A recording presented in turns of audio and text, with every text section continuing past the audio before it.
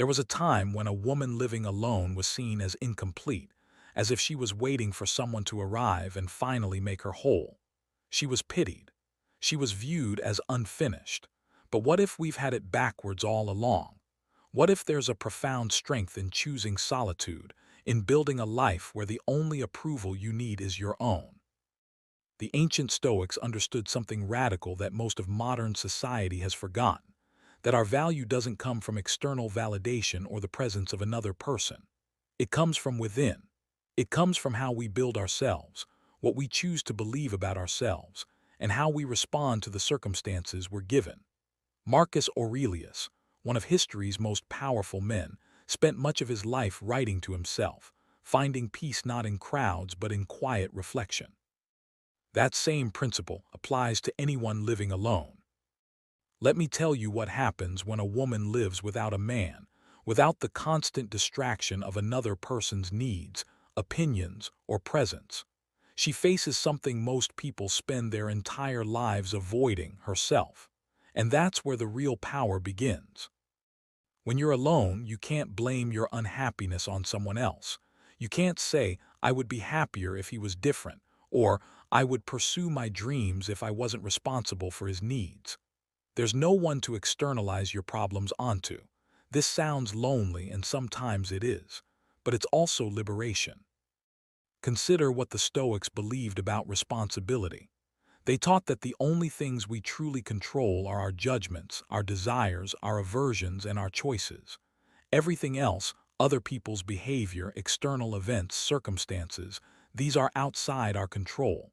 So why waste energy on them? Instead, focus entirely on what you can control: yourself. A woman living alone has already made this discovery, whether she realizes it or not. She can't control whether a man chooses to stay or leave. She can't control societal expectations that she should be partnered by a certain age. But she can control how she responds. She can build a life that doesn't depend on someone else's presence for its meaning. This is where self-sufficiency becomes revolutionary.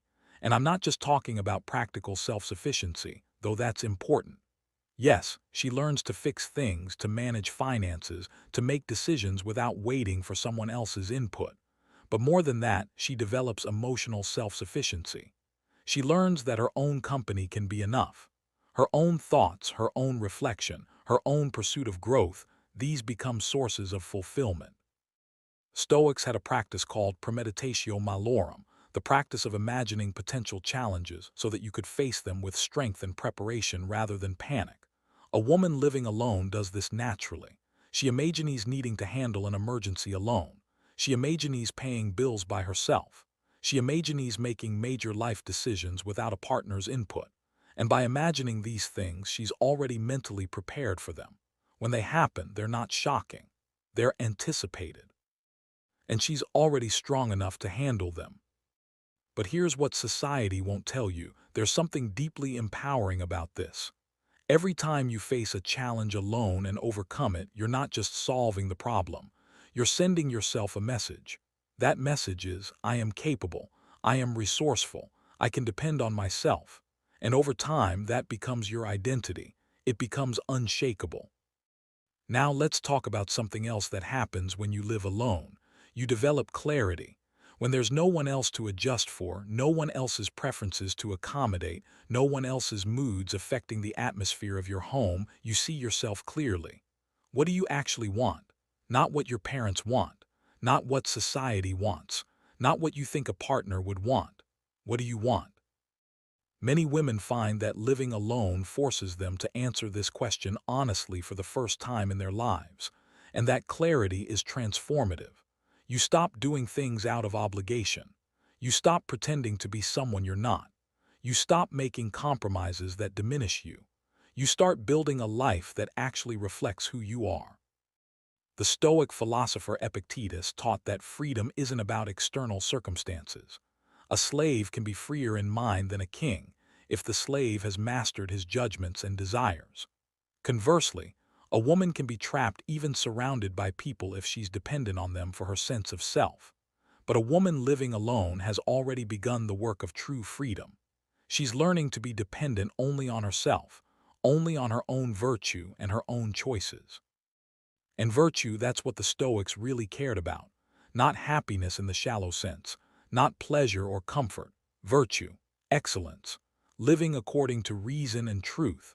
A woman living alone has a unique opportunity to develop this. She's not compromising her principles for someone else.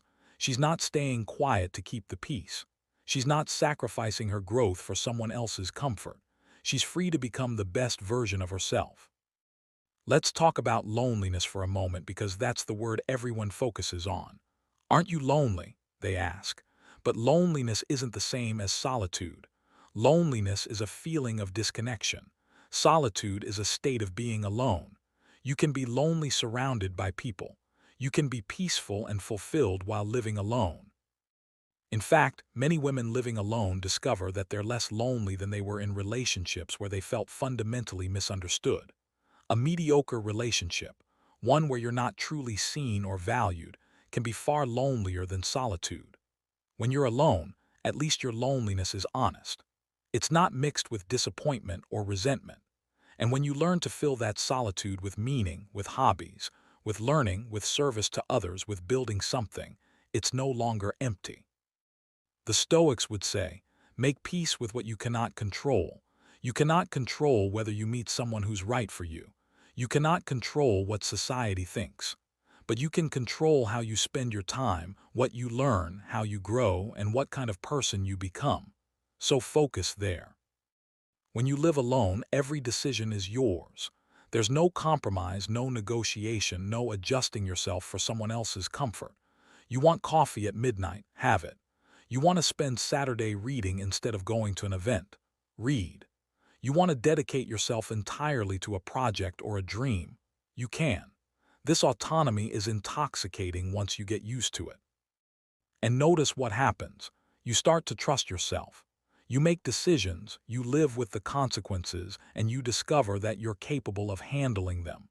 You fail sometimes, and you discover that failure doesn't destroy you.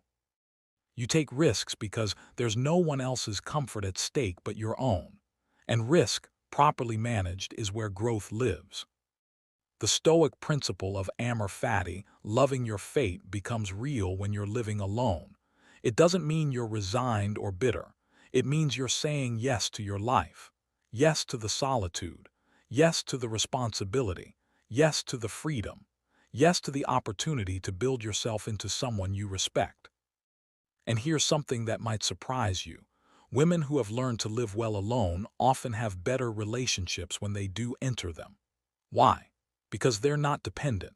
They're not afraid of abandonment because they've already proven they can be alone and be fine.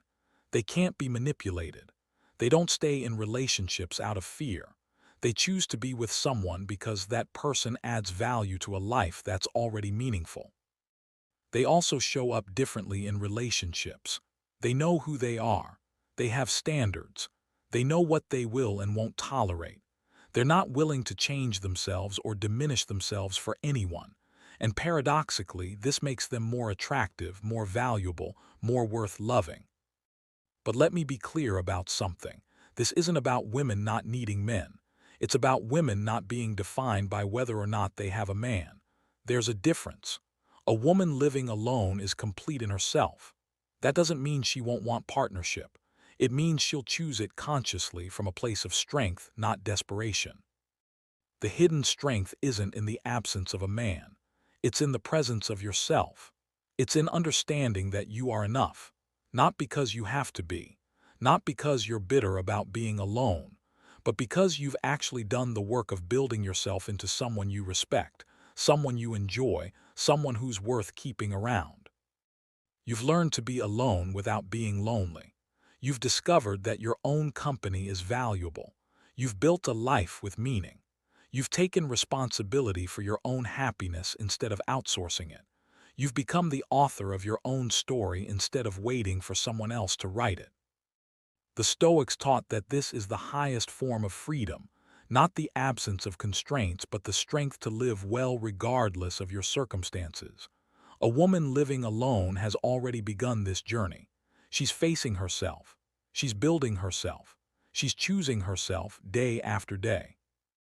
And that ultimately is the real strength. Not the absence of a man, but the presence of a woman who knows her own value, who's proven her own capability, who's built a life she doesn't need to escape from. That's power, that's strength, that's the hidden gift of living alone.